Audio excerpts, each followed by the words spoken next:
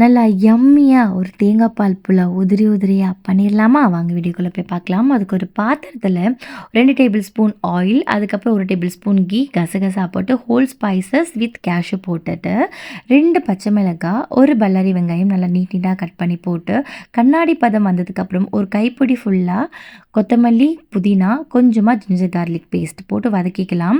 இந்த டம்ளரில் நான் 2 டம்ளர் அரிசி எடுத்து நல்லா ஊற வச்சு ட்ரை பண்ணி வச்சுருக்கேன். இதில் நம்ம 1 கிளாஸ்க்கு 1.5 கிளாஸ் தேங்காய் பால் நம்ம ஊற்ற போகிறோம். ஸோ மெஷர் பண்ணி எடுத்துக்கலாம். நல்லா வதங்கி வந்ததுக்கப்புறமா நம்ம 3 கிளாஸ் தேங்காய் பால் ஊற்றிட்டு தேங்காய் பாலை நல்லா டேஸ்ட்டுக்காக கொஞ்சமாக உப்பு போட்டு க்ளோஸ் பண்ணி வச்சு நல்லா கொதி வந்ததுக்கப்புறமா நம்ம ஊற வச்சு எடுத்து வச்சுருக்க அரிசியும் போட்டுக்கணும்.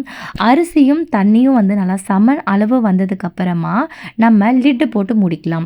அதுக்கப்புறம் நம்ம இப்போ தம் போட போகிறோம். ஒரு தோசைக்கல்லை நல்லா ஹீட் பண்ணதுக்கப்புறம் இந்த பாத்திரத்தை மேலே எடுத்து வச்சுட்டு அதுக்கு மேலே ஒரு மூடி போட்டு நல்லா வெயிட்டான கல்லை வச்சுட்டு நல்லா ஒரு 20 மினிட்ஸ் நம்ம தம் போட்டு எடுத்தோம் அப்படின்னா சூப்பரான தேங்காய் பால் சாதம் ரெடி ஆகிடும். அதுக்கு மேலே கொஞ்சம் என்ஹான்ஸ் பண்ணுறதுக்காக நம்ம கீயும் ஆட் பண்ணிக்கலாம்.